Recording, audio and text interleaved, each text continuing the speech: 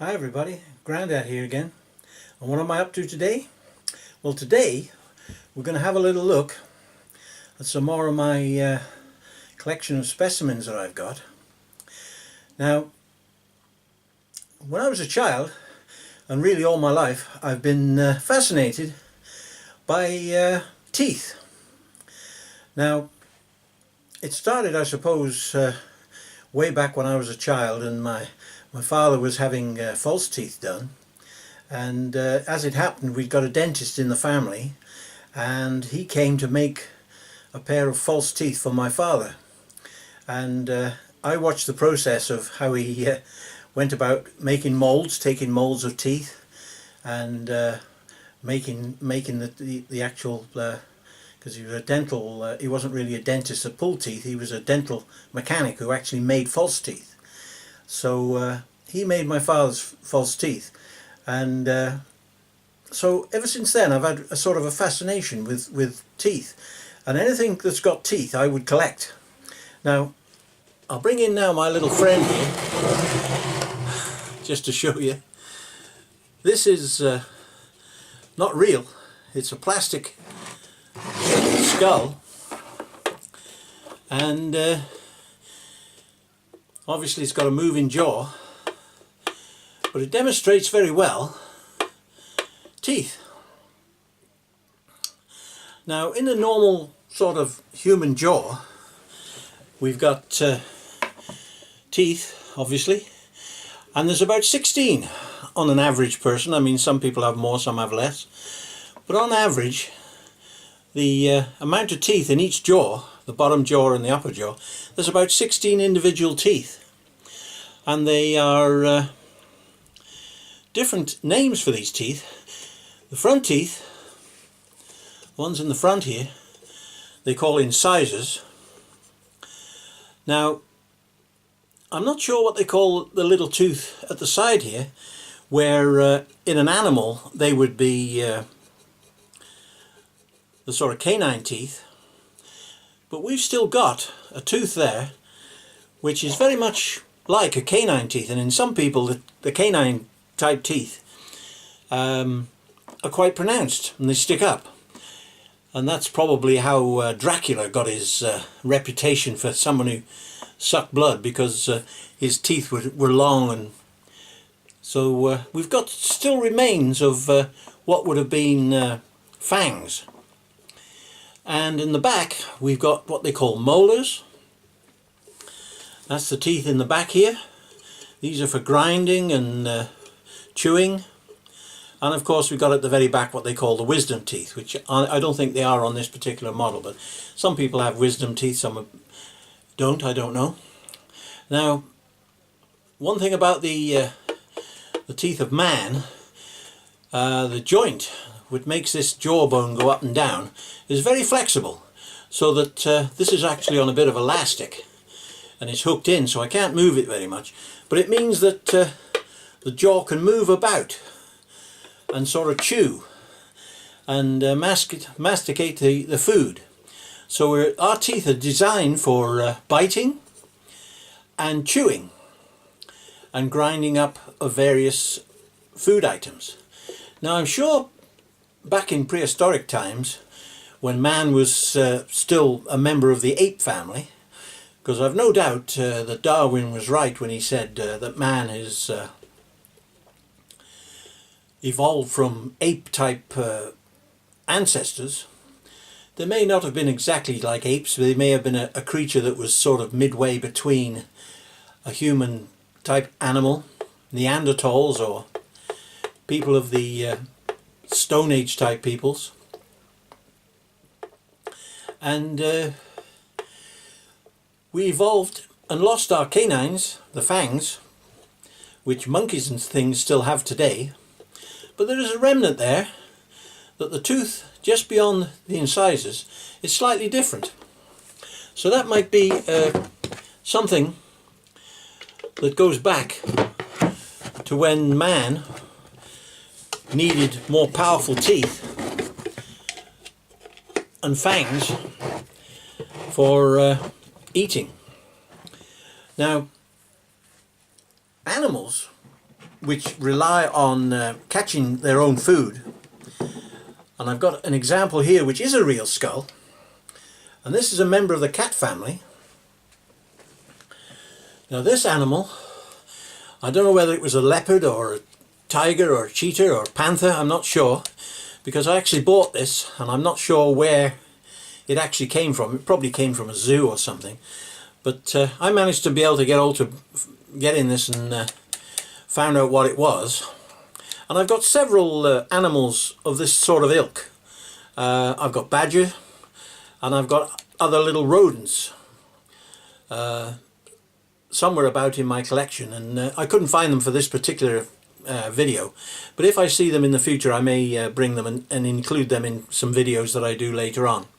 But you can see quite clearly, if you look at these teeth in the front here, this creature has got sort of incisors in the front for chewing off small lumps of meat from whatever animal it preyed on. It's certainly got fangs, these large fangs here, for attacking and grabbing its prey, but the teeth beyond that aren't really chewing teeth. They're very similar to the fangs, and so this animal didn't chew much. It probably chopped up its food quite rapidly and tore it off, because these teeth are designed, and in fact you can tell what the animal was probably eating, what diet it had, by what kind of teeth it's got.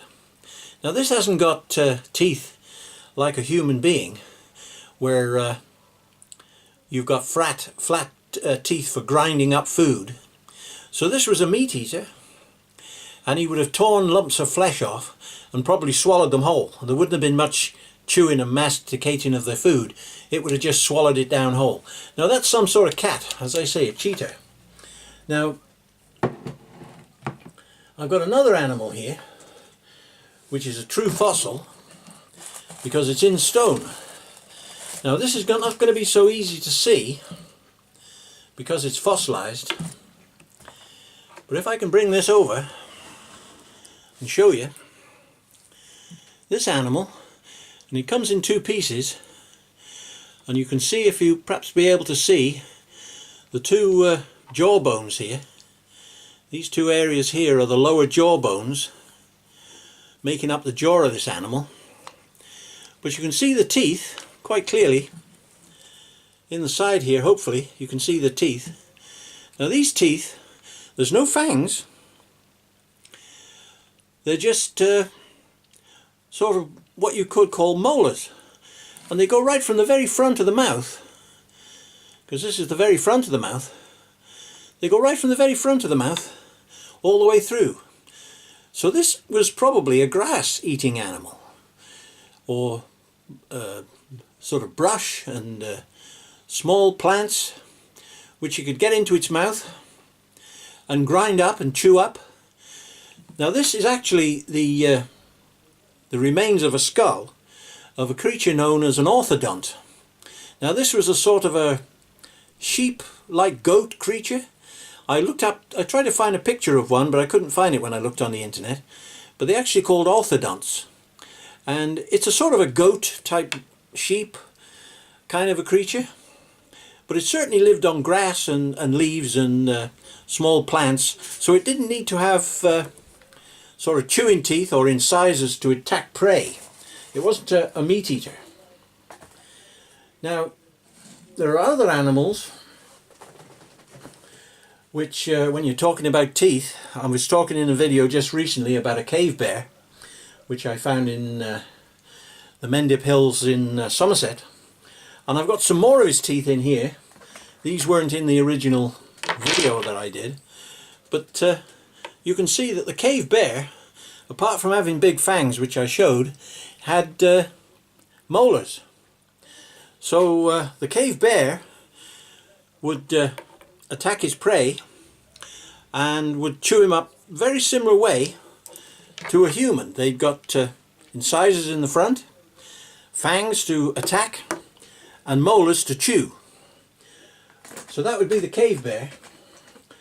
Now, as I said, I was very interested in teeth, and anything to do with teeth, I was there. And I've got a little box here, and it's not very big, and the teeth in it aren't very big, but I thought I'd show you this just for fun. In here, this little tooth, and it's very small.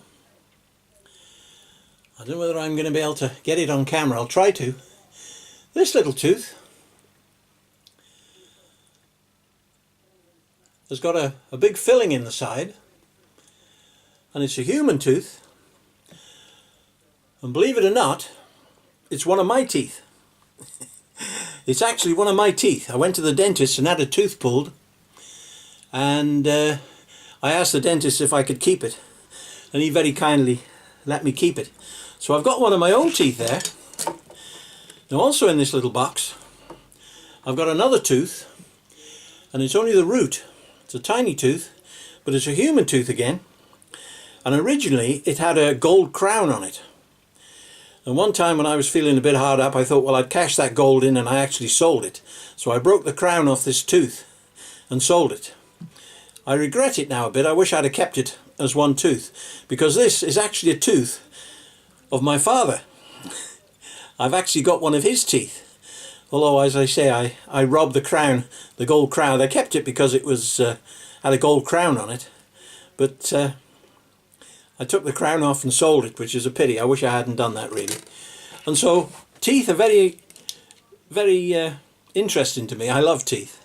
And I've got a tiny tooth there, which might well be a tooth from one of my children when their teeth fell out. I would do the same. I would collect their teeth. So, I collect teeth of all sorts, and they sort of fascinate me a bit. Now, I've got in this tray here all sorts of teeth. Now, I've got some more teeth here which are obviously canines of some sort. Now, I'm not sure what kind of animal these are off, but they've got dentine inside, so they're not claws. They're definitely teeth, and I've got two of them very similar. Now, these could be pig teeth. They could be some sort of cat teeth, I'm not sure. But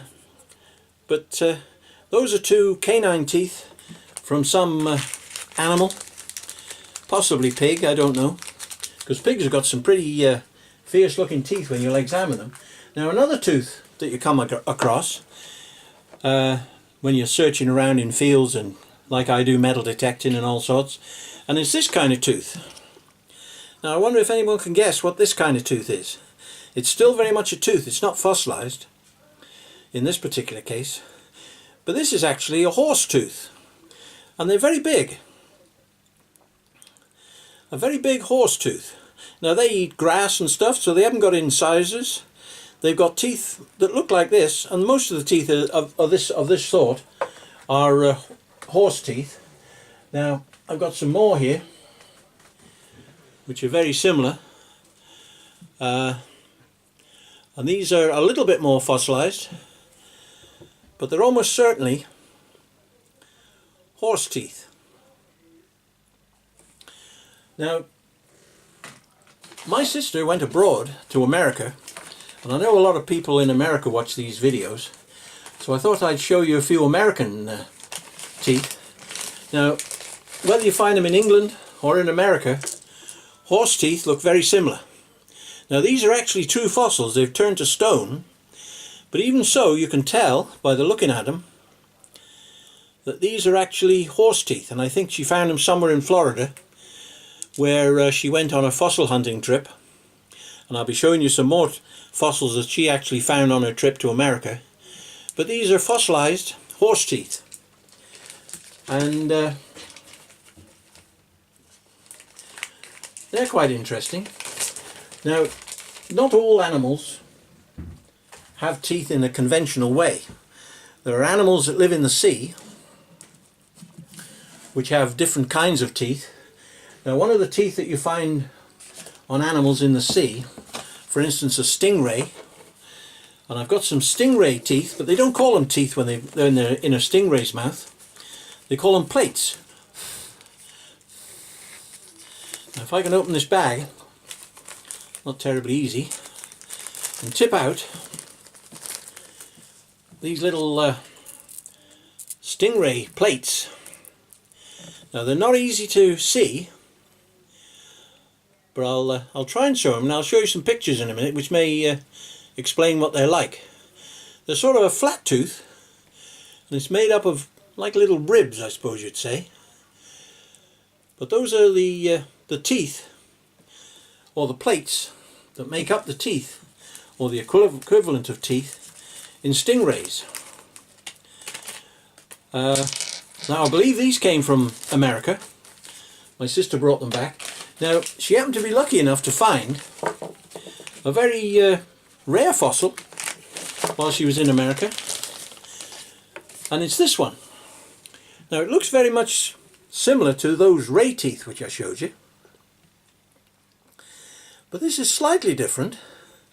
It's got sort of plates inside there, and it's a very odd kind of fossil. But I have it on good authority from the people in America who know about these things that that is actually a tooth plate, or part of the tooth of a parrotfish, and it's truly fossilized. It's turned to stone, and she was quite lucky to find that particular type of fossil as a plate part of a parrotfish. Now I've got some pictures here, and if I can manage to bring them up. Those are stingrays. Those are those plates I just showed you, and you may be able to see them a little bit better in a picture. Those are the plates of a stingray. And there's some more which may show it even better still, I don't know. But those are the teeth plates of a stingray. Now, and that incidentally, if you're wondering, that's what a parrotfish looks like. That's a parrotfish, and that and what they do, they nibble at coral reefs.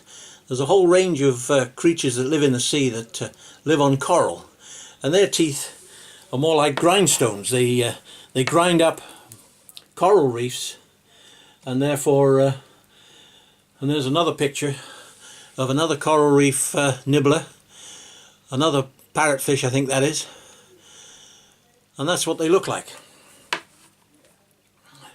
Now, another creature that you can't really not talk about when you're talking about teeth in the sea, and that are sharks. Now, there are a great many types of sharks, and I've got quite a whole bunch of various sizes of shark's teeth, and I'll show you one of the slightly bigger ones, shark's teeth, and it'll show up good on camera, so I bring this one in. Now this is a genuine fossil, and it's quite a big one. It's got two little tiny teeth on either side, so you can probably identify from that what type of shark this was. I mean, it might have been a tiger shark, it might have been a great white shark, I'm not sure, but whatever it was quite a big shark. Now, I've got lots of teeth in here of various kinds of shark, and there's another one, another shark's tooth. But the thing that you find about these shark's teeth when you find them fossilized, although the bone part has turned to stone, the actual tooth part, the enamel of the tooth, for some reason doesn't alter. So this enamel, or the dentine, or whatever they call it, that this tooth is made out of, is still the same now after 50 million years, or however old this tooth is, and it's still as sharp as a razor. You can cut your finger if you scrape your fingers on the head of that shark's tooth. Now that's a whole shark's tooth. Now sharks in prehistoric times were very big, and I've got a very big shark's tooth here. And this is a tooth of a very big shark, and I think it was called a mastodon or something like that. A huge shark. And again, it's got its fossilized top part turned to stone. The bone is turned to stone, but the actual tooth itself, the enamel of that tooth, is like a razor on the edge, very sharp, and still made of the original material that the shark was made out of. Now, I'm very interested in sharks, and I've got another shark jaw here. Now this is a modern shark, and as you can see, this is his mouth, and I think this is a tiger shark. But what I want you to show you, the reason I've got this, a couple of things really. The fact that sharks' teeth, sharks' bones, are, well, they aren't bones, they're what they call cartilage. So this material that the shark has got around its mouth here isn't really bone, it's what they call cartilage. But what I want to show you on this particular shark is just how many teeth he's got. Now I've counted them, and there's about 16 teeth along the row there. Now that's the same amount of teeth as a man has in his whole jaw, but a shark has got in 1/4 of his jaw 16 teeth along there. Now not only has he got 16 teeth along each side of this jaw, but inside, if I can show you the inside, you may be able to see that those teeth are actually on a production line. The front row of teeth can break off, and there's another tooth following up behind. Now visible in this shark jaw, there's at least 6 visible teeth down in the jaw, waiting to come up on this production line. So as the shark was biting things, if its teeth fell out, it didn't matter, because there was another one following up. Now I don't know how many teeth a shark would have in its lifetime, but certainly this particular shark had at least 6 waiting to come through, and 16 in each row. Now if you multiply that up by the 4 areas of the mouth, that means that this shark had about 384, I think it works out at, teeth. Now that's an awful lot of teeth to have. So it's not surprising when you find fossilized remains of shark teeth anywhere, you're going to find a lot of them, because each shark that dies had a lot of teeth, and so you have the fossilized teeth are in there, thousands, millions maybe, in the sea. Now in this little box here, I've got shark's teeth, and they're tiny teeth, not very big teeth. But one thing you notice about them is nearly every one is a slightly different shape. If I try and bring up a few, you'll see that each one of these teeth has a slightly different formation. This one is pointed backwards. It's got 2 little teeth on the sides. This one is more of a pointy one. And you just see here, most of these are the same ones. I might get a different box and have a little look.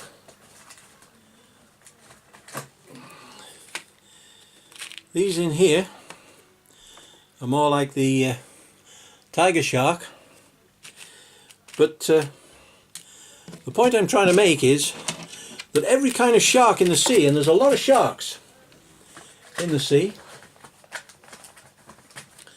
and every one of them, I've got a book here on sharks. It's very interesting. It's only a child's book, but it's very interesting. If I flick through a couple of pages in here, one thing I want to show you in this shark book is this particular picture on this side. And this is a shark, a megalodon, which is probably that big shark which I showed you, and it shows you how big it was because it's got I don't know whether it's a child or a person stood there, and it gives you some idea of how big that prehistoric shark was. It was absolutely enormous with great big teeth, and if it had 400 of them like that tiger shark, I don't think you'd like to meet one of those if you were swimming in the sea. But these are time of dinosaurs, prehistoric. But if you look up sharks, you'll find that sharks and dogfish, they're very similar creature. A dogfish and a shark is a very similar creature. But there are dozens. There's nurse sharks, there's great white sharks, as I've mentioned, and there's lots of different kinds. I mean, if you look up, there's a Port Jackson shark here, smooth-headed sharks, and there's lots of different ones, and they're very interesting to study, the different kinds. Blue sharks, nurse sharks, and every one of them had, it seems, had a different shaped tooth. So when you find them, you can tell what type of tooth it was. Now, of course, teeth. I've got another tooth here which I may have showed you before, and this is a tooth, a fossilized tooth, and I think this is a tooth embedded in this rock of a mosasaur. Now, a mosasaur was a bit like a crocodile type creature, and it was designed for catching fish and probably swallowing them whole. So it was a sort of a predator, so it has pointy kind of teeth. So the teeth of animals are very interesting. Now, you can't really talk about teeth without going into some of the uses that people have put teeth to over the years. And I've got a little thing here which is a little carving, and it's actually a netsuke. It's a Chinese carving. It's got two holes in the back, so it shows you it's a netsuke. And it's a little carving of a little man sitting down, and it's most beautifully carved. Little figure. But if you look underneath it, it's got a sort of a square hole in it, which they've actually patched up with a little bit of material there. Now, this is undoubtedly a tooth. Now, I don't know what kind of tooth. It's very difficult to tell. But I would think it may be a walrus or some kind of a tooth. I don't think it's ivory. I think this is actually been carved, and judging by the shape of it, it resembles a tooth. So I think this particular carving, which I bought from a craft fair, is actually a tooth. And me being fond of teeth, I couldn't resist buying that because I thought it was a tooth. Now, you can't really talk about teeth and carvings without going on to talk about ivory. Now, ivory, as we know, is made from elephants, and there's a great controversy really about the rights and wrongs of using ivory for things. Now, I'm a great believer in people being able to earn a living, and some people who work in the ivory carving business, I mean, there's probably, I don't know exactly the numbers, but there's a lot of people over in places like China and Japan and places like that over abroad who earn their living